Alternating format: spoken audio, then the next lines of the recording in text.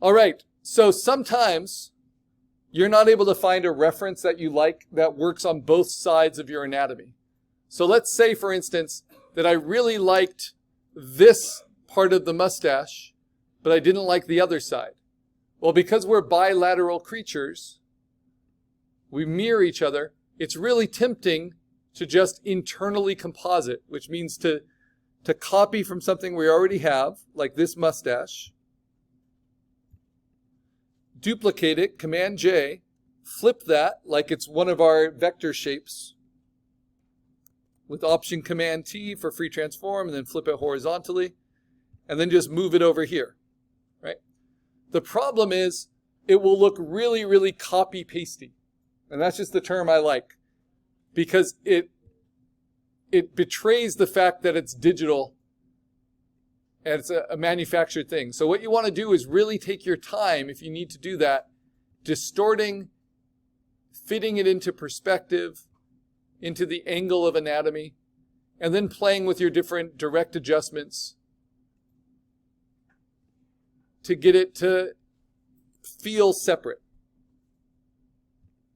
And I could do that with the ears as well, like copy this ear, flip it, but then warp it so it fits. The eyes, all this kind of bilateral symmetry we have in our bodies. And even better, if I have multiple, then I can blend them together with a soft-edged eraser. So I have that copied mustache to kind of fill out the mustache that's underneath it. So I want a 0% hardness brush. I want a pretty large 100% opaque eraser. This is a blending organic texture into organic texture, right? And then I'm going to get rid of that hard edge on the one I copied and pasted, so that the other mustache kind of comes through. But now I have a fuller mustache with a little bit more detail than I had before.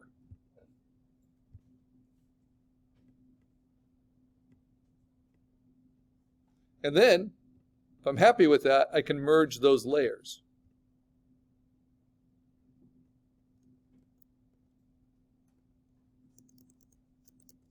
I think I maybe erased a little too much, so, because I like a lot of that. But I first erase away those hard edges that are overlapping. And now you'll see it doesn't look nearly as much like it's copied and pasted. But it looks a lot fuller than it did before.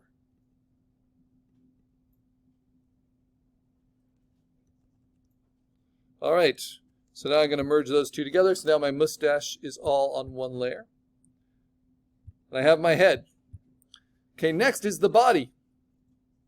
And I'm going to build the body in a different part of the factory than I did the head. Because otherwise I get too comfortable with all the rough cuts and things that are overlapping. And I need to make sure that the body makes sense on its own. So I've done the head, now I move to the shoulders. And I have this reference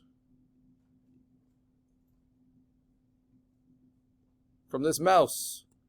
Really good shoulder collarbone there. Really good. Especially because his arms are not that important. So I might even just use these arms.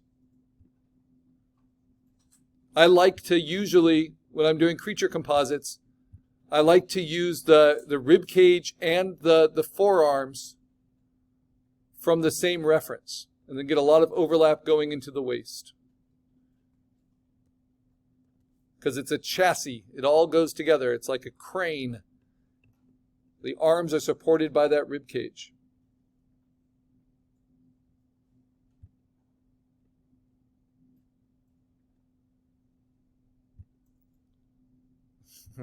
Head is so creepy. It's got to move my gerbil out of my head layer. Okay, there we go.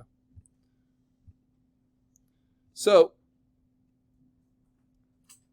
now, oh, I thought I had done it. I grab those shoulders with a lot of overlap into the waist. And then I hit Command J. Look, I drew a little heart. and I duplicate it. And then I can delete the smart object.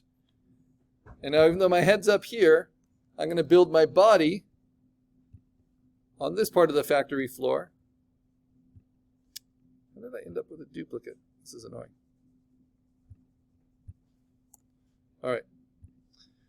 On this part of the factory floor, and I'm going to flip it because it needs to match the anatomy of my sketch, right? So Option Command T, right click inside, flip horizontally. I'm going to tilt it so it matches kind of the angle of my sketch a little bit, and I'm going to distort it so I can change the angle of the collarbone.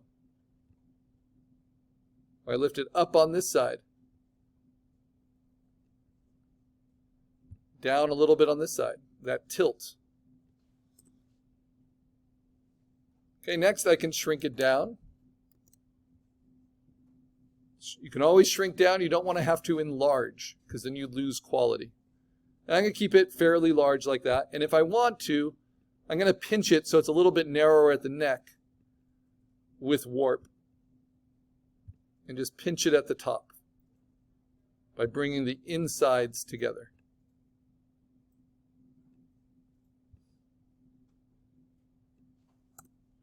All right, so those are my shoulders. That's the only reference I have for shoulders. I'm trying to keep it simple. Where I had a whole lot of references for the head. Now I go to the knees, the bottom part. And there is this one that we found. And what was really good about this one?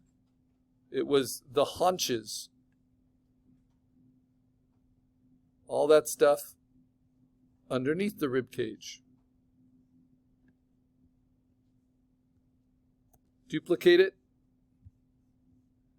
Go to my layers. Delete the smart object.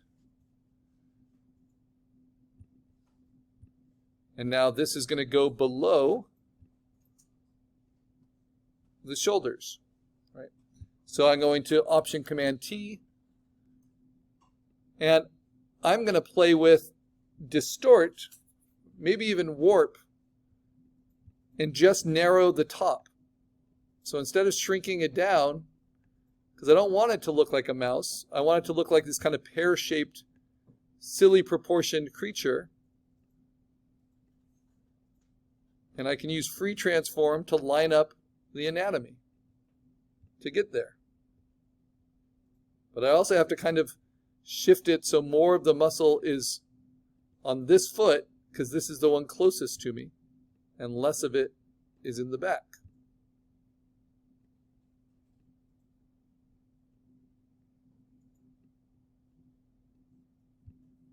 So again, it has a lot to do with thinking in 3 dimensions. How to push and pull at these structures. In this case, the angle of the pelvis.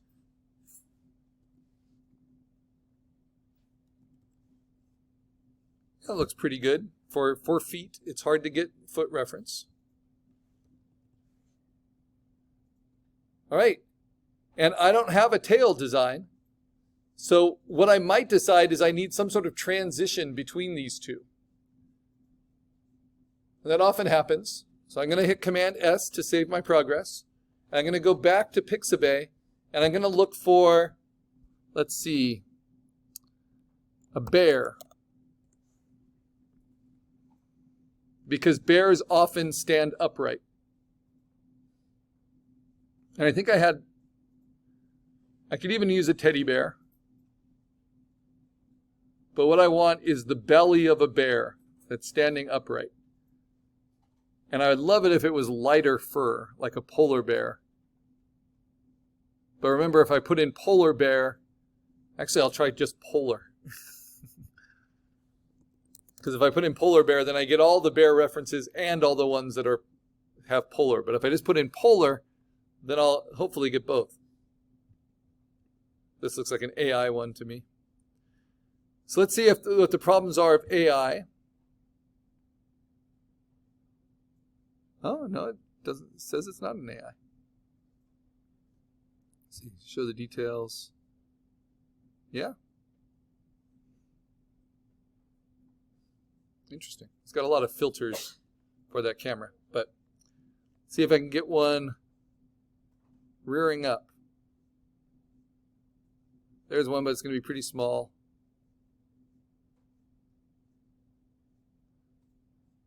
But at least now, I have 14 pages of options, right? At least now I know exactly what I'm looking for. And I can even use this. This is what's fun about organic systems. Even though I want the belly, the waist going into the rib cage is just like the neck going into the head. So here we have the neck going into the head. I can use that as a transition part for the belly. So I'm going to download it. First, I put it into my references. I'm going to put it in with my knees. And then I move it into my Photopea.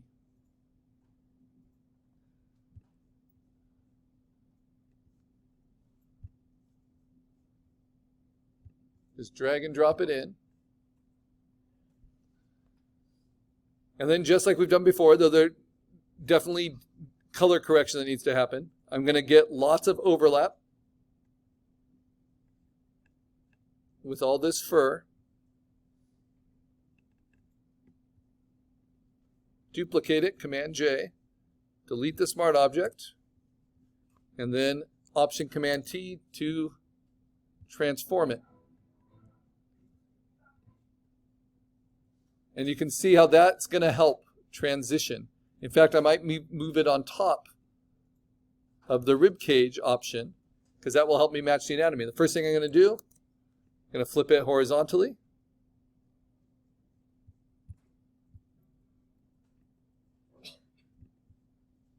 And now I'm going to play with those same tools. Distort and warp to get it to fit with that anatomy.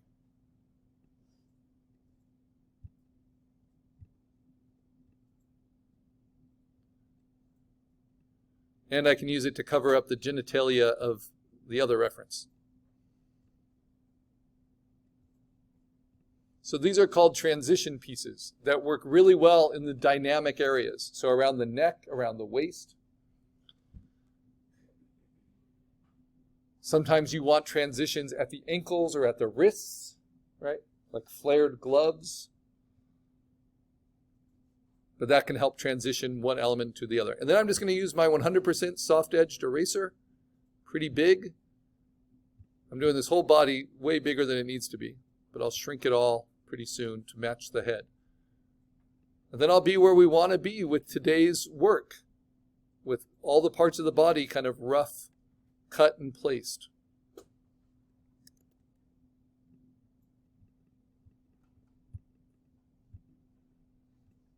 So I obliterate the hard edge, transitioning. And now,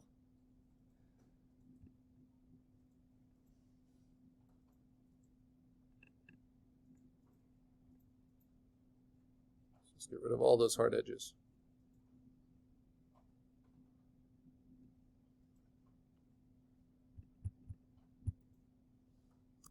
Yeah.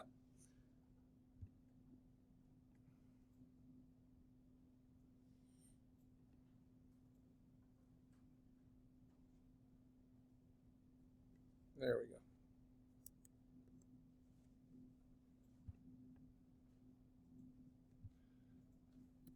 So now I'm going to move all those body parts together. There's only 3 layers that make up the body, but 5 layers that make up the head, and I put them in their own folder. So I have a folder for the body and a folder for the head.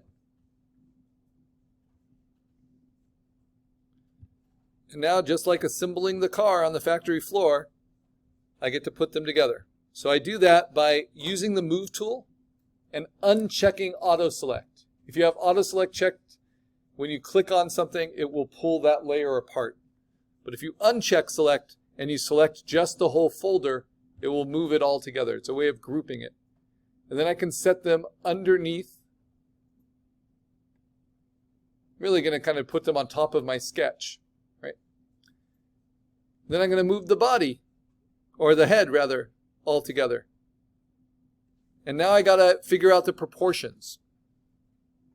So, looking at my sketch and